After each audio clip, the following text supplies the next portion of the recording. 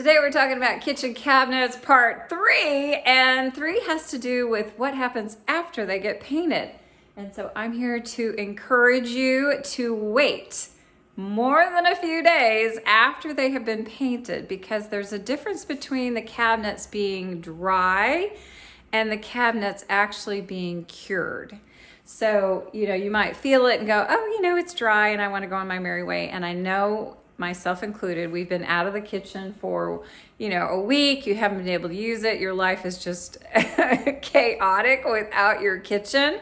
But you have paid a lot of money to have the cabinets, repainted, and you want that finish to last. And so the more that you can wait, then the paint is going to be curing. And so my analogy is like when you get your fingernails done and you get the nail polish on, and you wait just not too long and you're like, oh, it's dry, you're testing it, it's dry, I'm gonna go on my way. But as soon as you brush it up against something or you accidentally nick it on, that fingernail polish has not really cured and it makes an owie on there. And the same thing is gonna happen to your beautiful kitchen cabinets.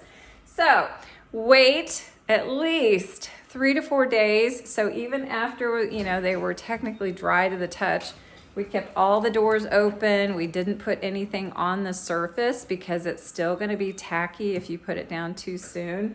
Leave the drawers open, and then after you've waited, at least 3-4 more days, then you can put the little, soft, what do we call these things? Rubber things on the bottom, so that the door is not actually touching the inside of the cabinet. So the longer you can wait, the more time that paint has to cure, and it will be much better to keep that finish hard as a rock, and then you'll have years to enjoy it all. And that is part 3 on the kitchen cabinets.